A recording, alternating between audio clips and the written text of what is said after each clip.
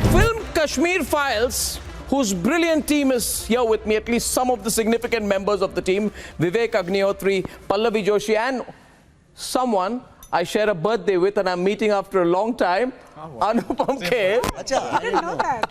Happy birthday. Happy birthday. And Vivek and Pallavi, so proud of this. This film, ladies and gentlemen, Kashmir Files, has just stirred things up. It's made people talk, it's gone viral. There's been no traditional marketing around the film, but everyone's talking about it. Everyone's going to see it. There are films which are made with multi-hundred crore budgets, which are not getting the audiences, but this film has. And at the same time, there is a whole group, what we call the lobby, which is deeply uncomfortable because this film really goes deep into the crevices of their own conscience, ladies and gentlemen. They are unable to deal with the raw facts presented in this film. They call it revisionist. The country calls it the year's biggest hit. Here's why. But before that, Vivek, let me start with you. What is this? Why is everyone so riled up with you? They're usually riled up with you. You're the kind of person who likes to rile people up on Twitter. But this is different. There's some raw nerve we've touched somewhere. See, I'll tell you what, in the last 5-6 years, Arnab, the youth of India, especially the disempowered youth, suddenly started feeling empowered. They thought they have a voice.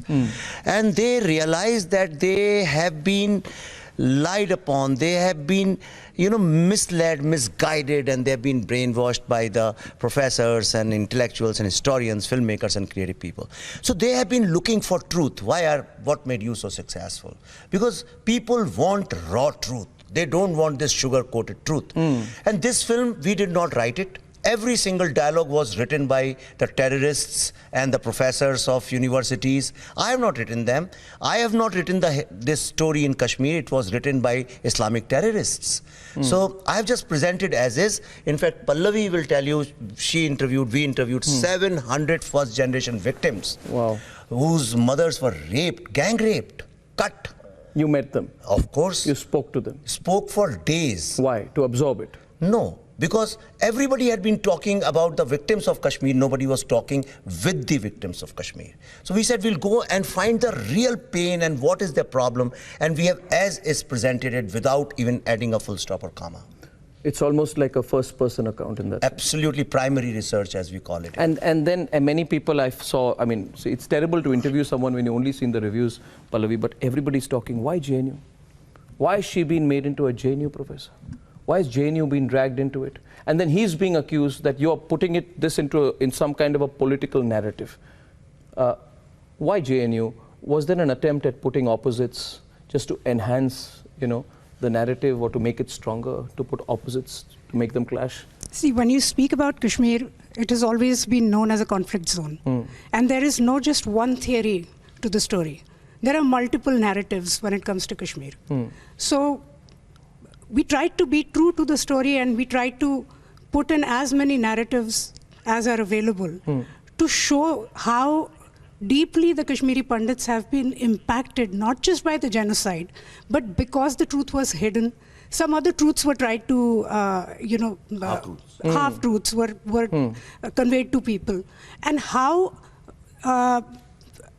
the brainwashing of students has been happening in the universities who think that Azad Kashmir is probably the best thing to happen. I was seeing the trailer and there's that Azadi chant which goes behind, which really irritates me.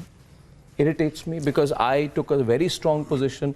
Anupamji knows it. 2016, when that JNU episode happens, we talked about it, and many of these worthies who later now involved in the Delhi riots cases, they were there talking about Azadi like a right. There was an attempt to glamorize that whole Chin kilenge Azadi, this Azadi, that Azadi.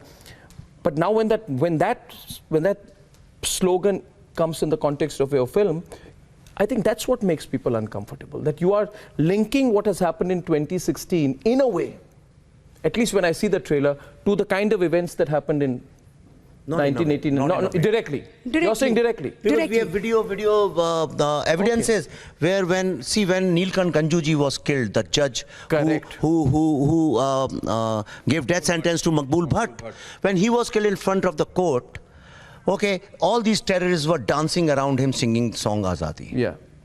So it was seen to be an achievement. people don't want to know the reality, Anupamji. People don't want to know the truth. People, because it makes their so-called truth look like a lie, which is a lie. What is the truth? The truth is what we have shown in the film. The truth is, we have changed the name of the university. The truth is that we heard the Azadi songs over there only. We heard the slogans of Tere Qatil Zinda hai, hum Afzal hum Sharminda hai. We heard everybody over there. So what is wrong in depicting that? No, but do you think... Where does the word Tukde Tukde gang come from? From there.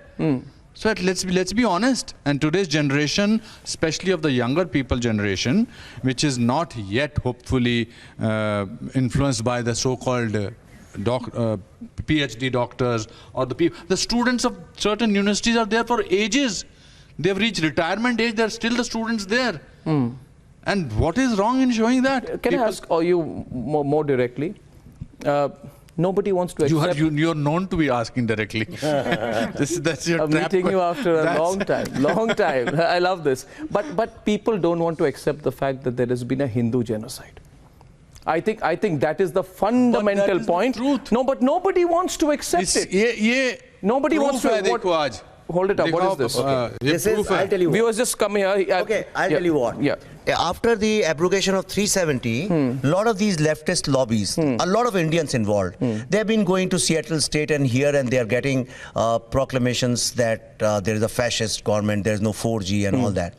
Now, Rhode Island is supposed to be the most democrat, progressive and liberal state of America. Let me hold the mic. Yeah, you hold this up. Okay, yeah. I'm sure you know better. You have studied in US, right? UK, sorry. But you know... Hindu college first. Yeah, whenever a Democrat president contests elections, he starts his campaign from here. Yeah, tell me about this. After seeing the film, they have said the premiere of the Kashmir Files, be it hereby known to all that the Rhode Island House of Representatives, which is like their parliament, hereby offers its sincerest congratulations to Vivek Agnihotri, the premier of the Kashmir Files, detailing the terrorism and extremism by memorializing the events of 1990, in which 5 lakh Kashmiri Hindus were ethnically cleansed in the Kashmir Valley by Islamic gangs and forced to live as refugees, signed by the Speaker of the House, Majority Leader of the House, Minority Leader of the House, Republican and Democrat and neutral.